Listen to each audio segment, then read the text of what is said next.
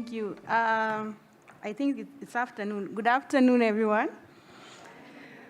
I'm here to present our work from Zambia. My name is Kayayi Chibesa.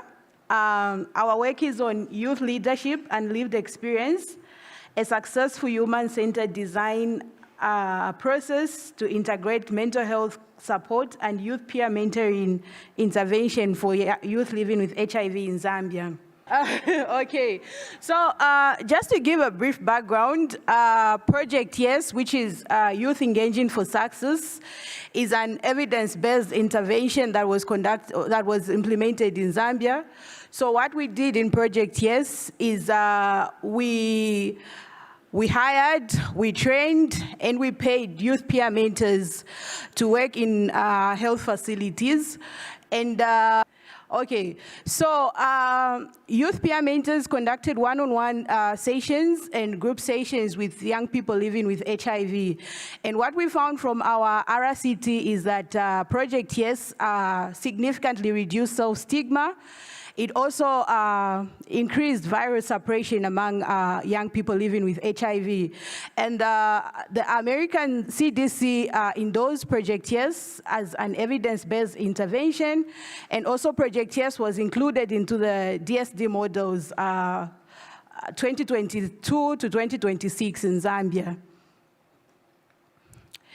So while we had all this success, what we learned is that in Project YES, there were gaps.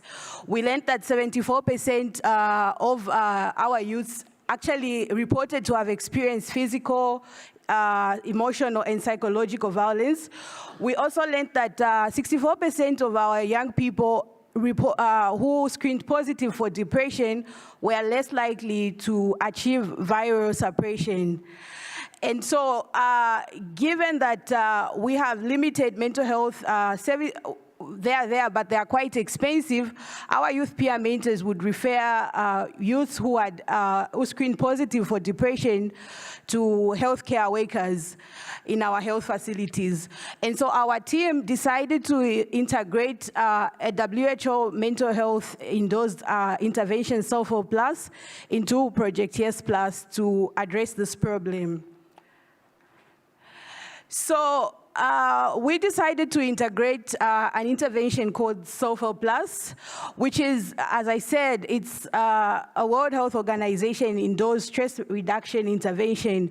So Sulfur Plus is delivered in a group settings using audios, and based on the literature, it has showed to reduce psychological distress, depression, anxiety, and also to prevent the onset of a mental health disorder. Okay, so we knew that in order to integrate Project YES and Sulfur Plus, it had to be youth-led. And so our youth led this process of integrating the two programs. So to do that, we had a repeated human-centered design. We used a repeated human-centered design approach.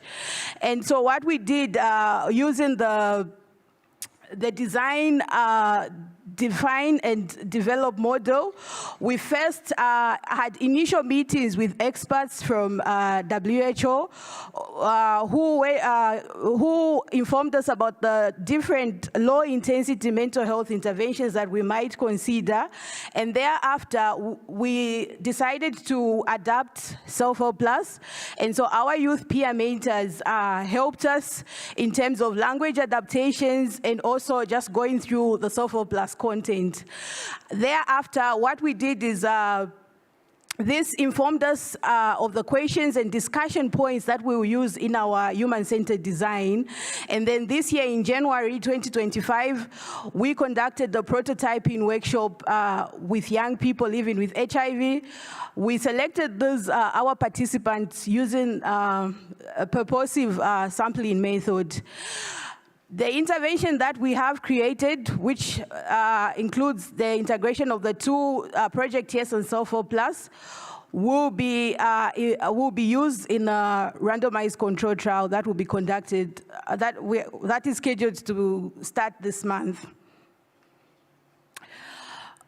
some of the activities that we had, these are some of the activities that we had during the human-centered design design workshop, and we had discussions with our caregivers and our youth, just for them to tell us, just for us to learn what content is relevant, what is appropriate, what language are they using. So we had testimonials from our former youth peer mentors, and we also had role plays. We wanted just to learn from the youths, how are they describing certain terms? For example, what language are they using to describe someone living with HIV? Okay, this is just a picture of some of the participatory activities from our human-centered design workshop. This was just our participants demonstrating what a safe space looks like for them. So the results, what we learned as we were integrating these two interventions is that our youth participants and their caregivers, they really valued the self-mindfulness activities. So that, what we learned from that is that Self-help Plus is acceptable and is relevant for our participants. And then we also had recommendations from our youths. So youths recommended that for them, a safe space is not about the physical environment, but it's about an environment that is welcoming, an environment that is stigma-free, and they also recommended that the Self-help Plus manual and the illustrative guide, because it does not include any content about HIV, they recommended that we distribute these materials in primary health centers for them to access the materials. They also recommended, because we use audio sessions in Self-help Plus, they recommended that we include an active listening activity to enhance the benefits of the intervention. Our caregivers also, they really enjoyed interacting with their fellow peers, and also they recommended that we include flexible scheduling for them to attend intervention sessions. The other thing we learned is that during the workshop, because the HCD workshop was facilitated by our youth peer mentors, and our youth peer mentors also